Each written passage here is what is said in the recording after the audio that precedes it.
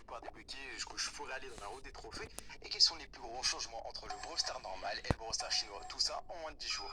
Le premier jour, je me rends bien compte que je suis bien là sur le Brawl Stars chinois. Après le tutoriel, on ne propose pas de jouer en survie en solo, mais de jouer en hors-jeu. Et vous allez voir aussi, je débloque pas les modes de jeu dans le même ordre que le Brawl Stars chinois. Il y a un truc qu'il faut absolument vous garder en tête tout le long de cette vidéo, c'est que les Chinois ont un temps de jeu restreint. Et donc, les jeux et tous les jeux Brawl Stars, etc. vont mettre des stratagèmes en place pour proposer à leurs joueurs des modes plutôt courts et vont venir booster leur progression tout au long du jeu. Pareil, on ressent vraiment là que les serveurs sont en Chine parce qu'on a de la latence en jeu. On va pour se déplacer, mais pour tirer, si on veut réussir à toucher notre adversaire, il faut limite pré-shot dans quelle direction l'adversaire va aller pour pouvoir toucher. Un autre changement à noter, c'est qu'on débloque pas directement le skin de Shelly Bandit, mais on débloque à la place le skin de Shelly PSG qui est donc beaucoup plus rare et que je préfère largement. On joue un peu avec ma Shelly, j'arrive facilement à débloquer Nita dans la roue des trophées, et oui, sur Brawl Stars chinois, on est encore sur l'ancien système. Pour débloquer des brawlers, je peux les débloquer soit, comme je l'ai dit, dans la roue des trophées, soit dans des coffres, dans des petites boîtes et des grosses boîtes. Et quel plaisir de pouvoir réouvrir des petites boîtes. Et en continuant ma progression, en jouant avec ma Shelly et Manita, j'arrive facilement à débloquer Colt et Bull dans la route des trophées et à débloquer Bartaba dans une méga boîte. J'arrive donc à monter mes 5 brawlers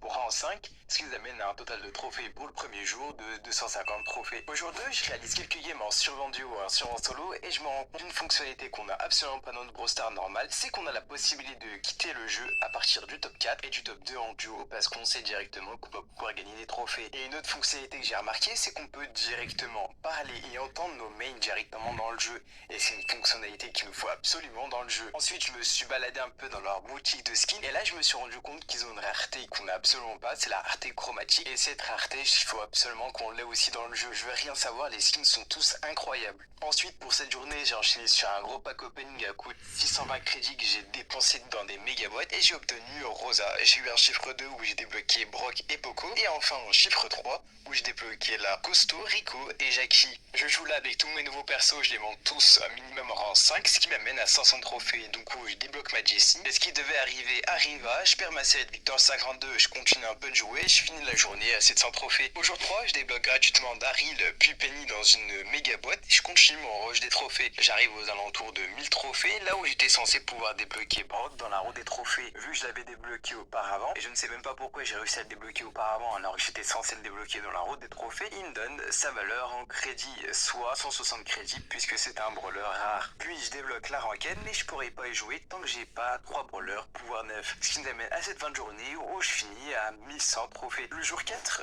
je continue mon rush des trophées et les défis, et ce qui me permet de débloquer 520 crédits. Et là vous commencez à me connaître, je vais directement les dépenser en méga boîte, ce qui m'a permis de débloquer la Dynamite à l'avance alors que j'étais censé le débloquer dans la des trophées à 2000 trophées. Ensuite je vais dans un onglet, car oui, il y a un onglet spécial dans le Brawl Stars chinois qu'on n'a pas, où il suffit de cliquer sur n'importe quel bouton un peu dans tous les sens, même si on ne comprend pas, pour pouvoir débloquer des récompenses, que ce soit des points de pouvoir, de l'or, des prix stars de manière totalement gratuite. Ensuite je passe tous mes brawlers pouvoir 6 et je finis la journée à 1500 trophées. Au jour 5, le défi d'Halloween apparaît et on a la possibilité d'avoir 30 star power et le skin de Gus en mode zombie. Et donc du coup je me dis que je vais faire le défi pour obtenir les 30 star power et pouvoir débloquer Gus parce que je l'ai pas encore. Sauf que avant de lancer le défi, j'ouvre une méga boîte et comme par hasard je débloque Gus. Bon, c'est pas grave, je fais le défi quand même. Démol, c'est que je le fais avec des randoms et j'ai vraiment galéré à le réussir. Il a fallu 6 billes supplémentaires, soit l'équivalent de 27 gemmes pour pouvoir réussir le défi. Dans ces star power, je débloque un nouveau skin pour Jessie et j'ai aussi ouvert pas mal de star power légendaires, quelques-uns, mais à chaque fois j'obtenais 1000 pièces. J'ai progressé au maximum et pour avoir un maximum de ressources,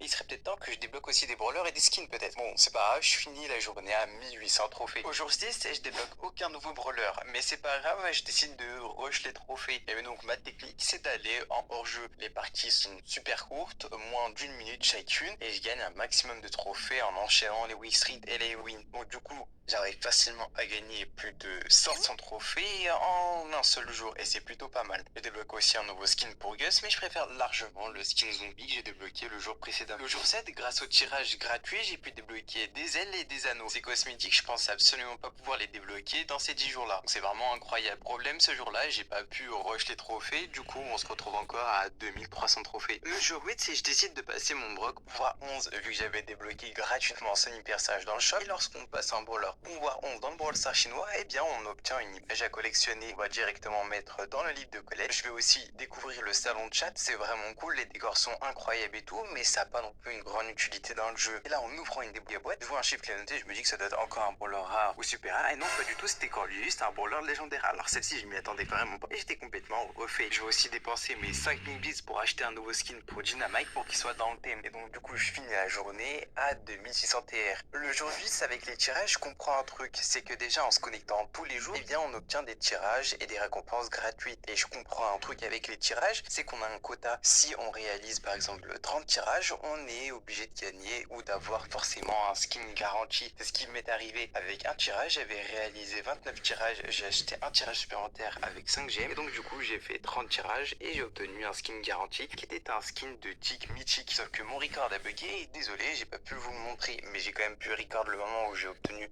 son icône de joueur et ses émotes, etc.